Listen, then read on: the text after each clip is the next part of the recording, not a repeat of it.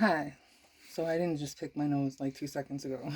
um, anyway, so it's been a long time since I made a video. I've been, well, just taking it day by day, time to myself, I guess. But anyways, I wanted to make this video on um, family violence, um, domestic violence, um, mental health, trauma. Mm, I kind of wanted to hopefully reach women, our girls, our young women that feel trapped and stuck in relationships where you're the victim and your perpetrator is your baby dad, and you have it fixed in your little pretty head that you need to make it work for the kids no matter what. Do it for your kids. And I'm letting you guys know this right now. Like, I was with my partner for over 20 years, off and on. And yeah, the violence slowed down as the older we got and more mentally strong I got to overcome a lot of little things that we tend to not let go of when we're in the beginning of our violent relationship. But yeah, but as time went on, sure, I forgave and bit my lips and bit the tongue. Really talk to my boys a lot, try to keep a really good relationship going with them. Well, now, fast forward a year after their dad passes away, and my oldest is 14. He's been through the thick of it with me, with his dad. And I'm letting you ladies know right now, and if there is guys that I come across this video, it doesn't work like that. Doing it for your kids, it doesn't work like that.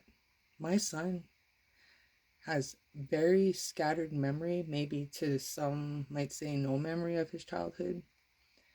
Of course, when you look into like why that could be, what's the answers? That you were a really traumatized kid, or you went through some really bad trauma as a child, or something happened to you that caused you to block your childhood out of your mind. And that could totally lead your brain to run any which way you want because you don't know, right?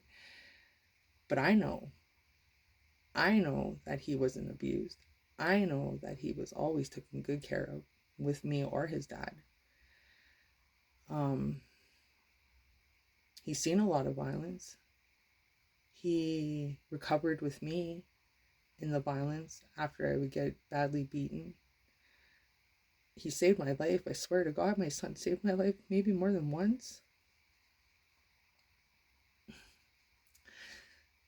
He doesn't even realize that. But anyways, I've been into 2 huge arguments with him where he broke my heart in a whole different way than his dad did. Just, as as we may remember, like growing up, trying to hit it where it hurts, not caring how badly we might hurt the person we're blabbing our mouth to. But yeah, he really hits it home for me. But in a recent argument, this would have been our second argument. We were going on and on, back and forth. I tend to try to like not engage in the argument, but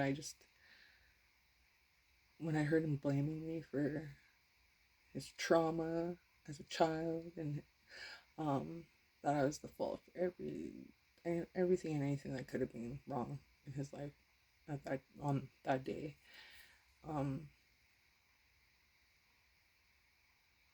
Then when he brought up when he was a kid and said that I caused that trauma, I was like, what? And it just brought me back. Like, it took me 2 days before I could talk to him about it. It just took me 2 days, and like mouth dropped open wide, and like I couldn't believe it. I couldn't believe the one thing that I fought for, to try to keep my family knit together, mom, dad, kids. I didn't realize the damage that me and his dad were causing on all 3 of our boys. My twins didn't see as much, but they seen. And this is coming from someone, like, people, I'm a youth worker.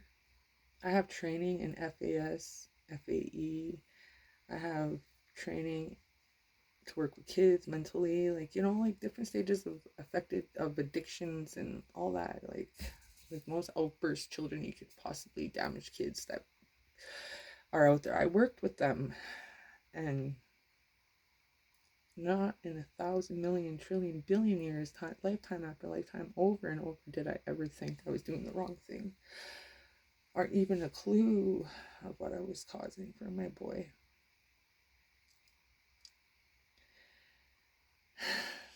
But that's something I'm gonna have to live with.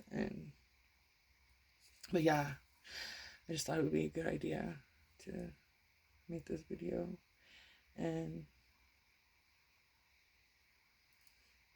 always give my thanks and my gratitude to our one and only upstairs, up above, that has my back day in, day out.